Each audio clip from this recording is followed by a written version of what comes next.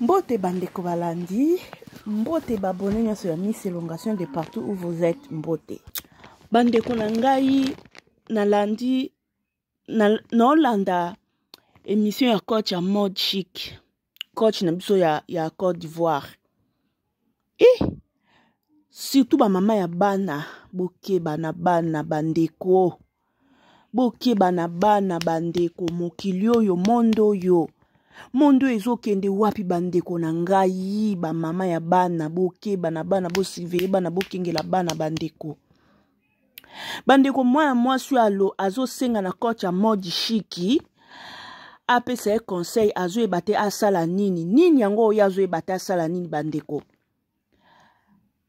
Abalaki mobali akuti mobali na mwana fillette na ya 21 na mwana mwasi yango akomi kokweya na bolingo na mwana ya mobali okindoki te bandeko mondo ezokende wapi okindoki te mobali abali yo oye kokuta mobali na mwana na ye ya 21 na ale yo komi kokweya na bolingo na mwana ya mobali na yo mwana ngo ya aza ata mwa mobali msutu ko oloba ta etolo mwa papa esalaka bien te yango na kome na akobima na mwana me mwana mwasi yango bato ya Mungu ezaka nini ona bino eloko ngono boyoka nini yo boande nini yo bato ya Mungu esepena bino nde bokenda kolia niar po bino bato ya Mungu boliaka niar tongo midi pokwa biloko bolambaka na banjungu na bino na bandaku na bino botia pe Mungu po yo lolemo ese tondi na sel ba mama bo batela bana ba mama bo bomba bana ba mama po to oloba ni milimo mabeto nini comment ça fait yo mobali ya bali yo okuti mobali na mwana ya mwasi yo okomi kokweyaka na bolingo na mwana ya mobali na yo sikoyo ozoloba teto ye mwana mwasi wango azoloba na mwana ngo ya 21 na bachika poso papa wango ayoki ekosala malamu te mwana ngo pa boyi bachika te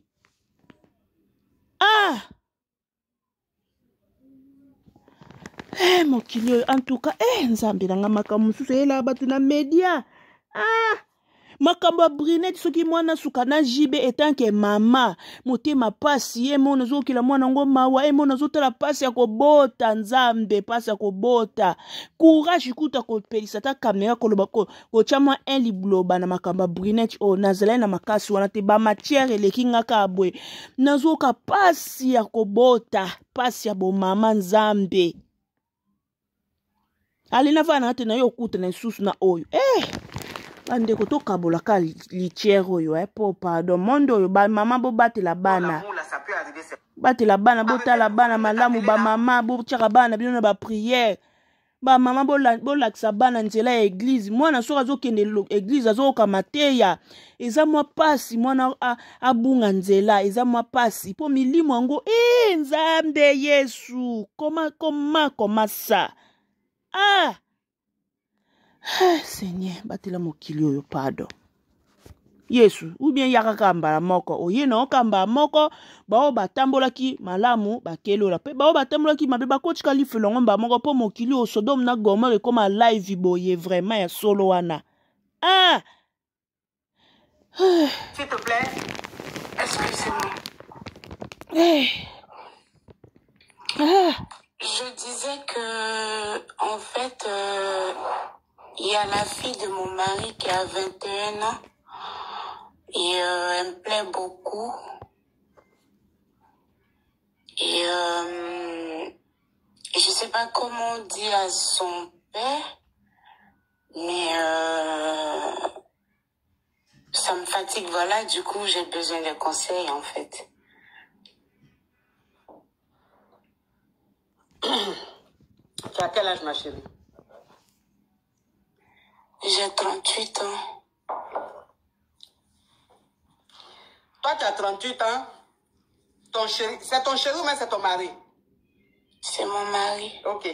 Toi, tu as 38 ans et tu es amoureuse de la fille de ton mari qui a 21 ans. Oui, ma coach.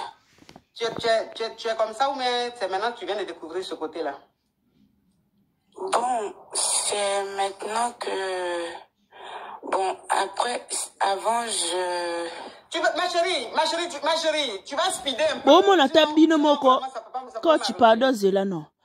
Ce qui est loco, ça, quand on est bien. Pourquoi pour Oloba, Oloba ngote? Je ne sais pas comment je peux expliquer parce que ce sont des choses d'abomination. Ils ont m'envoyé soni, maman. Ils ont makambo kitoko te, makambo soni pe ya pasi na motema. So que ça m'a comme malamu pour nous expliquer zala libre loba de avouer pourquoi même pour lobango o koka kolobate pour ça m'a envoyé soni ko a combler plus fort za kana mbetu na mwana ya mobali na yo ya mwasi yo mama ya marâtre babenga bino bongo ba belle mère soki ba marâtre na mwana ya mobali na yo na mbetu ozalaka Seigneur mokilio Nzambe oh Yesu C'est maintenant que je me rends compte que je m'intéresse, mais les deux quoi, femme et homme. Oui, donc c'est maintenant que tu viens de découvrir ton côté double sim là. Oui, ma coach. Mais quand tu vois la fille de ton mari là, ça te fait quelle sensation comme ça? Bon, j'ai envie, bon.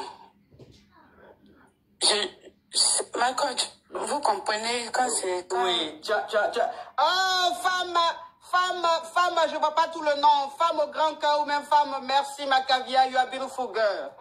Donc, quand ça te fait frémir. Des fois, j'ai envie de l'embrasser, mais comme des fois son père est là aussi, des fois...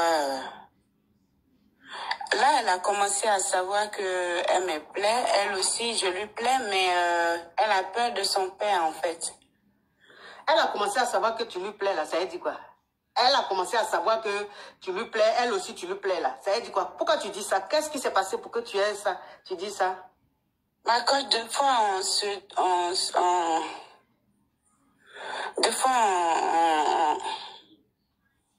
En quoi?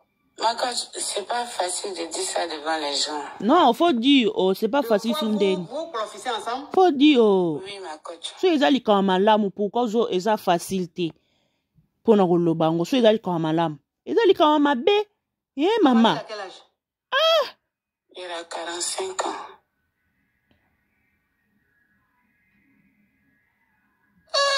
Mais ma chérie, tu peux te retrouver au Cuba? C'est quoi Cuba, ma coach? Cuba, c'est un pays, ma chérie. Vous-même, ça veut dire que là-bas, là même, les prisonniers qui sont là-bas, la mafia qui est là-bas, là, je crois que tu dois même te retrouver même la cheftaine de leur gang. Mais tu es sorcière. Comment vous profitez comme ça ensemble, là?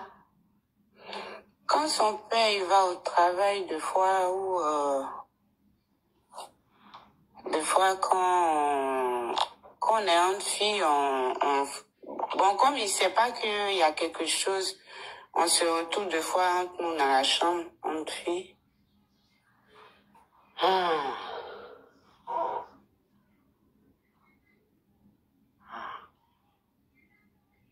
Mais là, elle a dit quoi? Bon, vous deux ensemble. Mais... Vous deux, vous profitez la même. Qui est l'homme, qui est l'homme, qui est la femme entre vous deux là? Ah, ma coach. Bon, c'est la petite qui est l'homme. Oui. Je m'en doutais parce que tu parles là. Tu es une donne à toi. Donc, c'est quoi ta question, ma chérie? Ma coach, j'ai besoin d'aide. Comment Quelle aide? Parce que si son père apprend... Quelle idée du coup, manier? Parce que la petite, elle veut pas qu'on arrête. Moi, je lui ai dit que si ça continue, son père va savoir. Elle me dit non, qu'on a déjà commencé, on peut pas arrêter.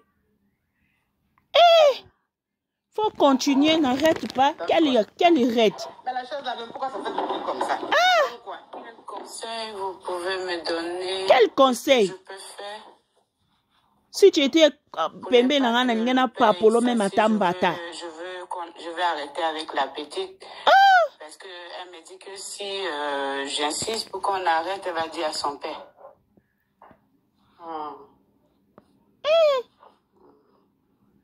Bon, Ça là, c'est trop fort. C'est fort, coach. C'est trop fort même. Tu sais que si ton mari apprend ça, il va te quitter. Moi-même, ça m'énerve là où je suis là. Bon. Ça... Oh, mon thème m'a bien, toi, tu es sorcière, toi. C'est pour ça que je veux qu'on arrête, mais bon, comme elle me menace, ma coach, aidez-moi, s'il vous plaît. Coach, qui ko aider yo. Moi, le conseil Pourtant, on va dire que que lembo la mungu, coach, il faut mutachinda que tu ki. arrêtes même ça. Il faut que tu arrêtes ça. Parce que c'est trop dangereux. Parce que la fille de ton mari, c'est ta fille. Tu comprends un peu le truc?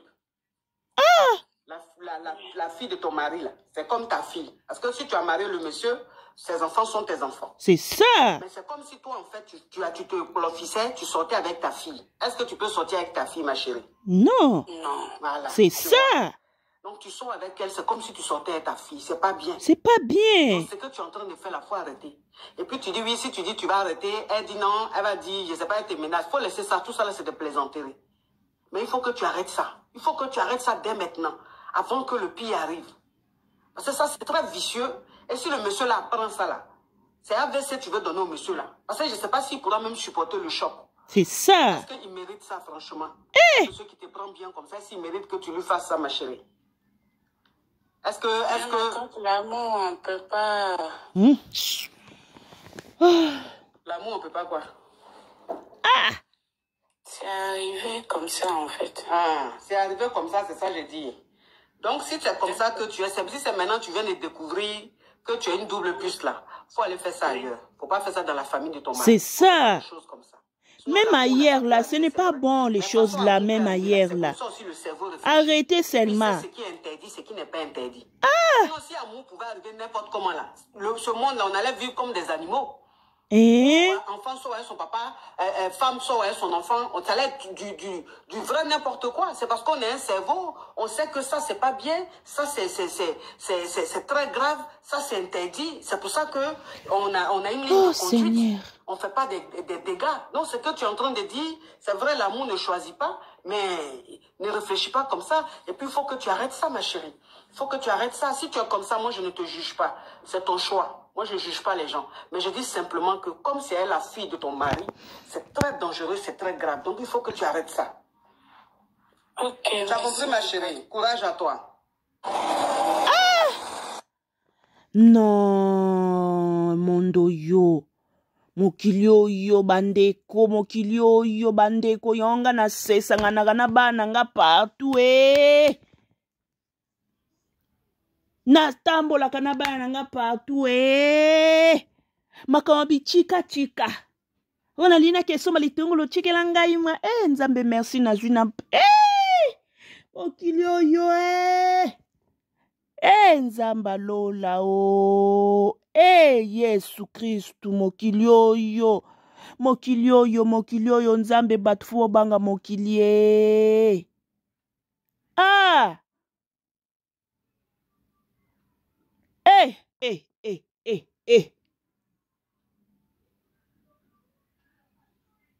batu bazala esu na mitema te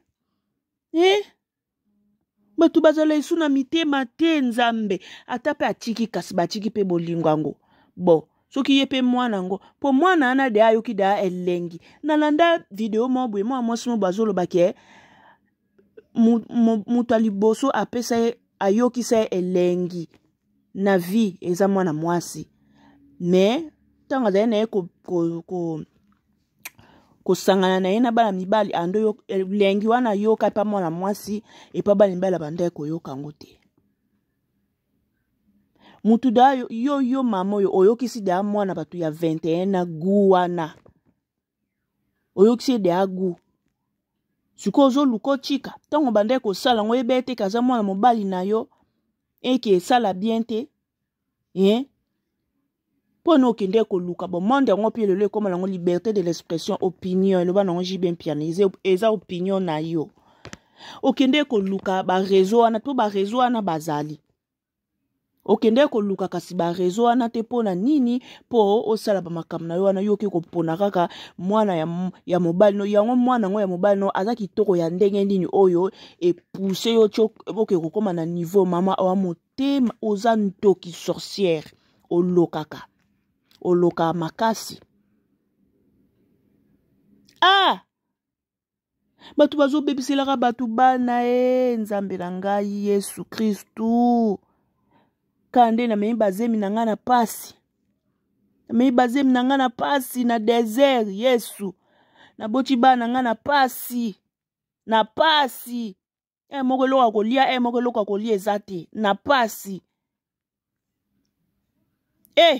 Nzambe ko permettre te. Ko permettre te nzambe na nga ko permettre te. Oh Yesu Kristu, nzambe amodi shiki opa kutana na ba dossier, ba matière. Bandeko etant que mama ya bana, etant que mutu ayebi pasi ya 9 mois, etant que mutu ayebi pasi ya zemi, etant que mutu ayebi pasi ya koniema, nayebaka nga tangu nakenda kobota mwana nga liboso, kobota liboso ozwi zemi mama pembeni na ote zemi kande oza libanda nde kato limena so libanda bolingi mobali zemi pe koti nayebi na nga nde bapusaka mwana te nayebi na nga te nake na mbeto hôpitali pona na bota bazoloba na ngai respirer soki souffler soki respirer nazotuna bango nasala ndeni nayebi na nga te soki inspirer soki respirer mwango soki ni balobe na ngana na isi docteur nanga bi je sais pas faut me montrer babi nanga kanga zolo kanga respiration na zolo pema na munoko kanga respiration na zolo pema na munoko na sali bongo so pe 3 fois après babi nanga pousser donc na pousser pion mwana pia abimi mbam na yebi nanga te bandeko skokane na boti bana nga na pasi boy. Ali mwana yo sala depa Yesu ko permettre te bandeko ba mama tolakisa bana nzela ya nzambe tolakisa bana nzela ya nzambe tolakisa bana Yesu Kristu mama mema mwana yo wapi mama po bana misusu bazobebaka misusu bisika bakendaka misusu bisika mama memaka bana misusu bisika okendaka kochika bana bazo surtout libanda bwe kutu eza nango loi endimama esika babebisela o mwana surtout baje wana bana bazalaka nango nakendeka kotala makopini banda bakangamaki na chambre na baje wana baje wana c'est qui là-bas? C'est Elisabeth est venue banda okangamaki na Elisabeth na chambre. Mama yo veni na salon, ovani no na chambre na yo ebika ke mwana zane Elisabeth na chambre njoka bazaka mwasi na mbali. Bana bande ko lembula na mungwa. Yo mama veni na yo bana bazana bakuna sa copine veni bazo solola njoka mwana sa koma Jean-Marie Lukulas. Na la reine Elisabeth.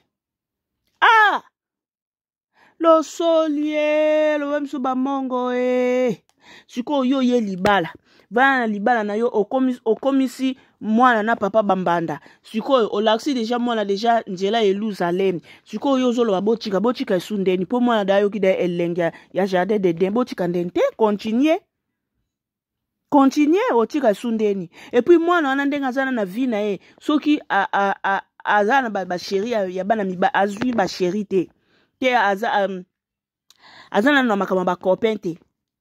Obebisi via mwana chipo mwana dayo ki da elengi ya mwasi na mwasi nde balia na mungwa. Aozana degu ya bana mibali. Alinga suba mibali te. Aozana degu ya bembe po ata azui mobali azana mobali.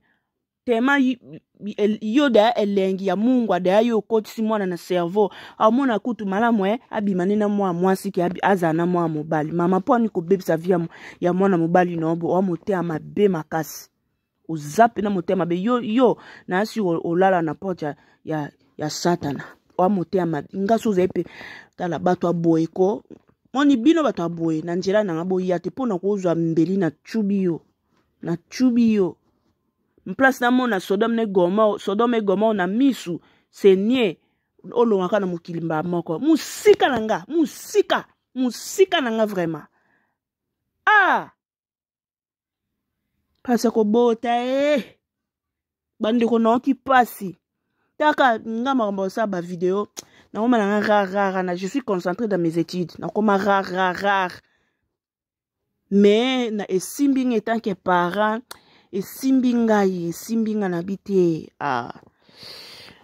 Seigneur mama bobatela bana mama wana mwana wa mwasi mwana ya mobali bobatela mwana bo veye na bana bino angele batela bana po et puis mama fozala okomisa bana bakama okomisa mwana lokwa camarade zalaka na harmonie moko boye feeling moko boye to contact moko boye étroite na mwana ya mwasi na mwana mobali peu importe likambo akutana na njela ayo yebiso mama ye tesika na kendaki mama ye tala balobe na ngabe mama ye omoni mombala na tala mwana mwasi na tala na classe na biso tala c'est comme ça moi je suis avec mes enfants surtout bano balinga ko intimider baninga ko discriminer baninga na école soka yeka mama ye tala mwana classe na biso na coach esprit nga bipeti na nga kolande te soka lobino subongo lobeza ya biso eza ya yote ese na yako lata ya tata bino na yako zo ya bino eza ya biso mama biso mutapesi nga mama biso mutasombela nga ya biso na linga okande eza bongo na linga kutu te molimo bano balinga ko intimider baninga ko discriminer baninga na école baje wana na linga te ezwa esika na mtu ya bana na nga na linga te soka ye kaka mama ye na école mwana classe na biso alobaki na nga boye na longola ngomba moko na longoli omba moko poani ezwa esika te po e affectera moral ya bana parce que oza proche na bana yo likamnyo stu mtu alobane akuta na njela aya yebisa yo mama ta balobi mama ta basali c'est ça ba mama lelo comment so ça vandeli live so vandeli YouTube abosani ke bana baza abosani omona mwana taza na likambo alobano mwana pe omona pe msusu aza likambo alobana tonga zo pusa na ka mama upuse kuna kile kwa patata na bino mambo aboye so moi so mutazala ko fole mwana wana mwana ngali ngalo batana tata bango to na mama bango inga ko matina ba niveau te bolingwe koli bosko moi so azo ebata sandeni sandeni pourtant non kunaka yo moko eloni okosala n'importe quoi ijo bai bandeko